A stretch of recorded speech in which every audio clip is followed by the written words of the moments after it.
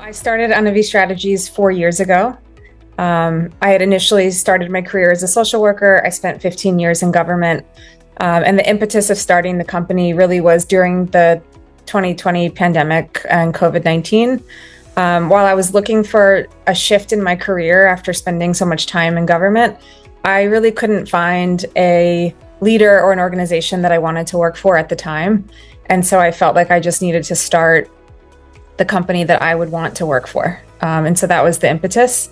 And Anavi Strategies is a consulting firm. We work with nonprofits and philanthropy to help them with their 3 to 5 year strategic plans. We design programs and we evaluate impact.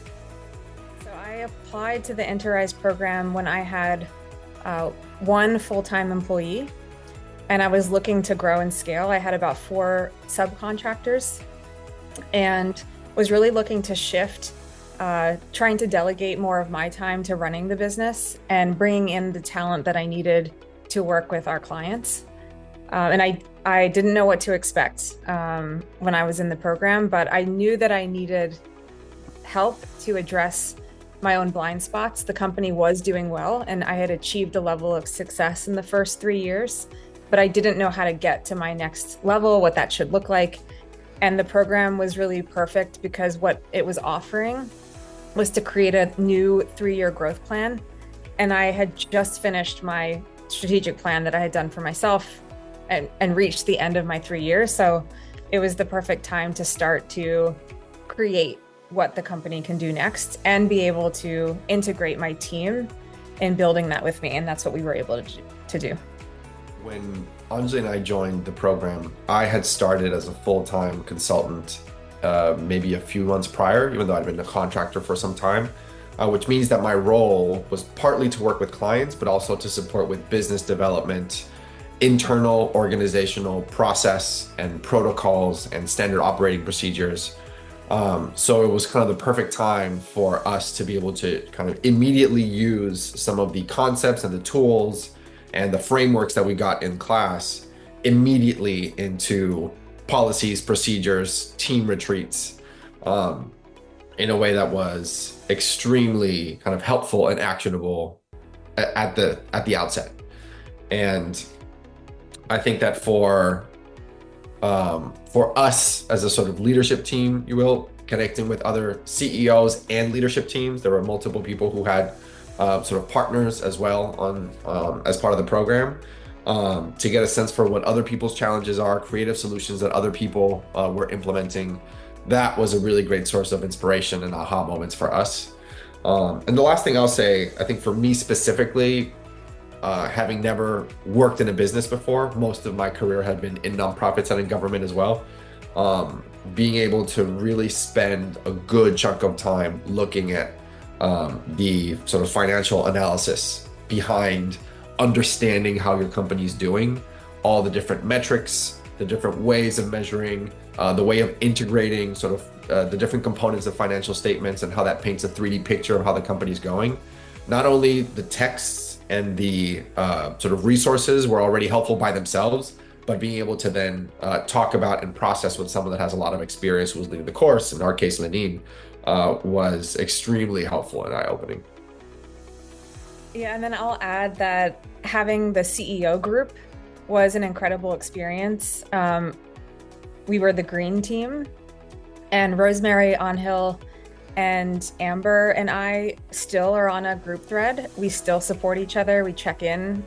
We were just talking a couple days ago, celebrating some of our successes. But I think in particular during the course, we got together in person and were able to see how, even though we run very different businesses, from painting to therapy to having a product versus consulting, the struggles and the challenges that we were dealing with were very similar. And so we were able to speak to one another's challenges and encourage one another and share examples of tools that we're using. And that was really meaningful. And I can say that with a lot of confidence because we're still talking now and it's still helpful. And then there was 3 sessions that we had on marketing and sales. And I didn't know at the time how much we were going to need to pivot as a small business and recreate what our sales strategy was, and to talk very specifically about who our ideal client is and how is that changing over time. And so we were able to do that, and it really has set us up for success now, like 6 months later, as we've needed to find new contracts and identify people who don't know who we are, so we can demonstrate what we can do to support their work. As part of our 3-year growth plan, one of our goals is by 2026 to be $1 million company. Because of our conversations and learnings around sales and marketing, and we developed a new approach, we might actually hit that goal in 2025. Just seeing the contracts and the clients that we're engaging with now, and that feels unbelievable to me. I thought it was a really big goal to set, like ambitious and maybe unattainable, but that's what we were going for. And we have really changed our strategy in terms of having 3 to 4 prime, like we are serving as the prime. And now we're starting to also add to our portfolio where we are partnering with other organizations and being a subcontractor. So that has gotten crystal clear for us. And then, I went from having, as I mentioned, 1 full-time employee to now having 3 full-time employees. And in a few short weeks, we'll be bringing on 2 more subcontractors to help us with 2025. So I'm definitely seeing what it feels like to grow and to scale our impact. I'll start with one example, and then Andrés, you might have one more. So we had the opportunity outside of the class to meet with Lenin and share with him, what we were experiencing and get his feedback. And so for us, we were in the midst of renegotiating a contract with a client who wanted to work with us for another 2 years after having worked with us for 2 years. And we wanted to navigate that conversation very strategically, both in terms of the scope of work and the budget. And we grew our team with that project from 2 people to 6 people. And we really didn't know how to go about it. Like, it just felt a little scary. It felt like we didn't have any power. And Lenin talked us through his suggestion was that we prepare a presentation to show our client what we've achieved in the past 2 years and what we envision for the future. And that just wasn't on our radar to do. Like, we were just going to engage in these conversations and see how they go. And that really gave us a lot of leverage to demonstrate our value and our impact. And we had a great result. Like, we signed a new contract with our client for 2 years until 2026. And that really helped stabilize the business. So grateful for that. I'll share another one. By the time we started the course, we had already completed projects with local kind of Philadelphia municipal government agencies. We'd done a couple of projects with the Department of Parks and Recreation. So we had government experience and government contracting experience, but only in Philadelphia.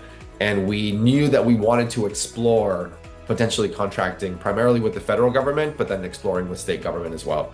But that was just a goal at that point. Once we started and kind of shared that was part of what we were thinking about for our 3 to 5 year growth plan, Lenin connected us with a colleague at the Apex Accelerator program who helped us register on sam.gov. So go through the entire process, which can take 5 to 6 months at best sometimes, to go through the process, be fully registered. The last session we had, he brought in someone else from a different local chapter of the accelerator program, who we then met with after that meeting and helped us finalize all of our registration, get all our information, update our capability statement, figure out whether the different codes that categorize different kinds of federal contracts, make sure that everything on ours end is up to date. And then one of the individuals from the Small Business Administration, who was part of the panel for our presentation at the end, followed up with us after the conversation, connected us to another colleague at the SBA, who is now helping us apply for a different number of certifications, and helped us figure out what the strategy was for how to begin to become competitive for programs. And we've gotten to this stage now where we've reached out and establish a relationship with a larger company that's a prime, sort of regular prime contractor with the federal government, and have set out a course to explore a potential partnership with them as a subcontractor for an upcoming federal contract in 2025. I would say for any business owner, if you meet the eligibility requirements and you have to have at least one full-time employee and be at a certain level in your revenue. But if you're there, it's definitely worth taking the chance. They tell you in the beginning that it is a time commitment, but it is all an investment back into your own business, and so it's worth it. And I would say that, we all have blind spots as business owners and as teams. And so it's really valuable to be able to have other experts contribute to you so that you can grow your business. So it's been an incredible experience.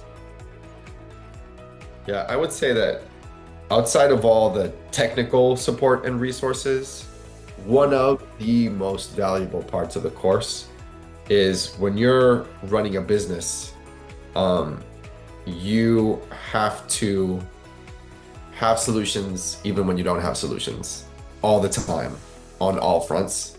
And it's very rare that you get a space where someone's pouring into you and you get to just be real and vulnerable about what you're feeling, challenges, tensions with the team. If you own a business with family members, disagreements with the family members, there's just not a lot of space to think through and process, have other people resonate, and then provide thoughtful and caring advice. Sometimes just listening, but also providing feedback. And the culture that's set in the course by all the folks running it, and the way it's designed, really prioritize people sharing openly and creating a space where other people are supportive and receptive and honest and real. And that is as valuable or more valuable than all of the other technical stuff you learn. Hey, Interise, thank you for giving me the opportunity to be a part of this program to grow and scale my business, and to allow me to have my team be a part of the experience as well. We achieved well above and beyond what we set out to. We have a new 3-year growth plan, which we continue to reflect on. We're actually having a team retreat this month where we will update our growth plan on our own, because we did that several times during the program. But as I reflect on this experience, I know that it has set me up for success. I see that in how our team is working together to achieve the goals that we have set out to. I see that in how we're talking about our business with new clients who don't know us. And I see it in particular in the new contracts that we are signing for the next year and next 2 years. Interise, thank you so much for your clear commitment to investing in small business owners in underrepresented communities specifically.